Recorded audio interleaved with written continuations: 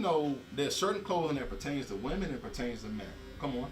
Would it be appropriate for me as a man to walk in a restroom that has the symbol of a dress on it? Absolutely not. I don't think pants were back then. I think all men even had on what things looked to be dresses. Yeah. They just were.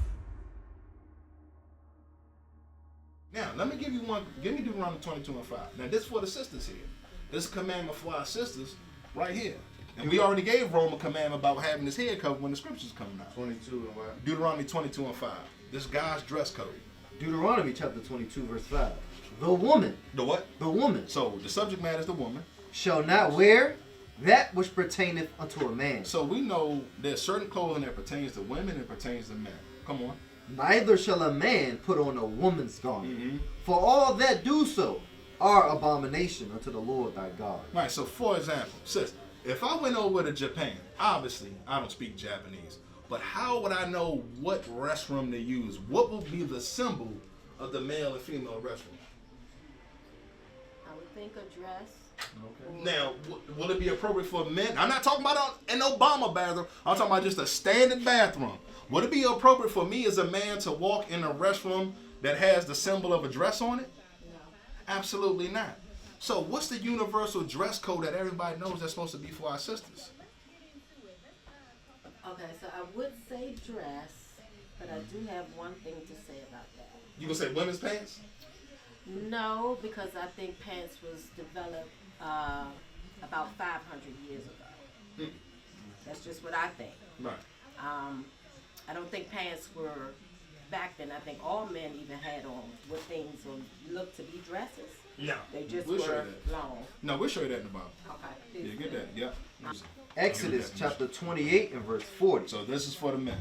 And for Aaron's sons thou shalt make coats, and thou shalt make for them girdles, So this is the part of their attire. They had to make coats and girdles. and bondage shalt thou make them for glory and for beauty. Uh-huh. And thou shalt put them upon Aaron's brother, thy brother, and his sons with him, and shalt anoint them and consecrate them, and sanctify them, that they may minister unto me the priest's office. And thou shalt make them linen breeches. So have you, when you down south, I had some folks down there that said, I'm gonna beat you in your britches. What were they talking about? I think they were talking about pants. They were talking about pants. The men were supposed to wear linen breeches because when we came out of Egypt, we was wearing them little tutus and skirts that the Egyptians was wearing. The Egyptians had bald heads, no beards. That was Exodus 28 42. Yep. So we had the bald heads. So when you read in here, God So tells. what translation is that? It's King James. That's King James? And it says breeches in King James? Yeah, it says breeches. Okay. Yep. And so we know the definition of breeches is pants. Yep. Okay. Yes, But ma'am. You got to think about something, sis. If I'm wearing a dress, am I masculine or feminine? Okay, If so a guy's now, wearing a dress, today I is would he say, masculine or feminine? Just, the thing is this, the only thing is this. Today, like we would That's gonna be say, an effeminate part. There's no masculine man. and Yeah. feminine, or No what we straight would man. say. But if Yes, I see There's a no man masculine brother wearing a dress. and know that he's a man, and that his faith calls him to wear those long things, I don't see a feminine in him. It's just not that black and white for me. No, I can tell you, speaking for men, if we see a man in a dress, he's feminine. Yeah. Like that's been the standard for ever since I've been a baby. Considering a kilt a dress. So I'm saying, yeah, that's feminine. Yeah, it's a That's skirt. feminine. Yeah, it's like a It's skirt. feminine. But listen though, So God. those are Hold on. you look at them as feminine, Let's. even though that's I don't want. Absolutely. I don't want to derail off the range. God gave these commandments to who? Is that a command? I don't Yeah. know. Read Deuteronomy Is that a 20. command? Read Deuteronomy 22:5 again. Deuteronomy 22 and 5. The woman shall not wear that which pertaineth unto a man. When somebody says, "Thou shalt not kill, thou shalt not steal," the woman shall not wear. That's a commandment of God. Remember, we got to keep the commandments for our good. We can all agree that it ain't nothing good in the black community. Right. So clearly, we ain't keeping the commandments of God. That's obvious. Come on. Neither shall a man put on a woman's garment. For all that do so are abomination unto the Lord thy God. So if these commandments are given to the children of Israel, if me as an Israelite man, I'm standing here in a dress, that's an abomination of God. Our sisters in And pants. very feminine. That's not the dress code that God gave to us. If the Arab man wants to do that, he can do whatever he want to do. But we're talking about these commandments are given to God's people. We are God's people. And the reason why we are at the bottom of society because we broke the commandments of God. Now let's get this definition in Daniel. The book of Daniel, chapter 3 and verse 21. So now we still on clothing. Daniel 3 and 21. Then these men. Then these what? Men were bound in their coats, their hosen. Rome. Read that definition for me. Hosen. Hosen. No, right there. What's next to it? Hosen equals what? Pants. That's what hosen. That's an archaic word for pants. It said, read it again. Then these. Show it to the sister. What's your name, my sister? I'm Matthew. What's your name? Asia. I'm clear.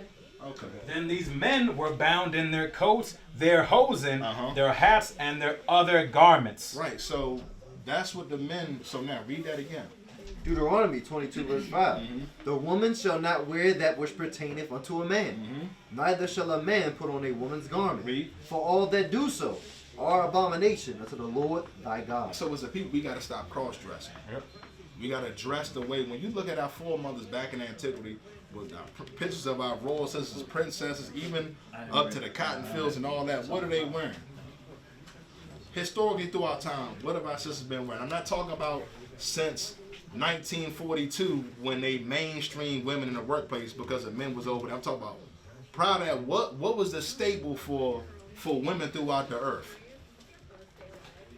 It's a dress. Like that's common sense.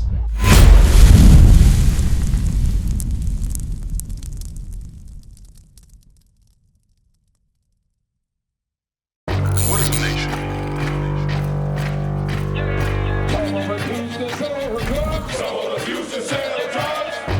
Nation is men leading by example.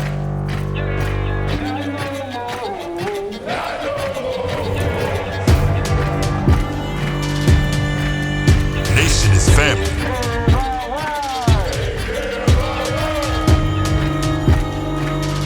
Nation is community. Nation is children with role models.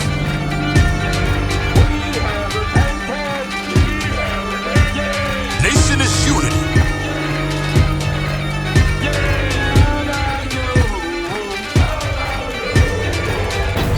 Nation is you.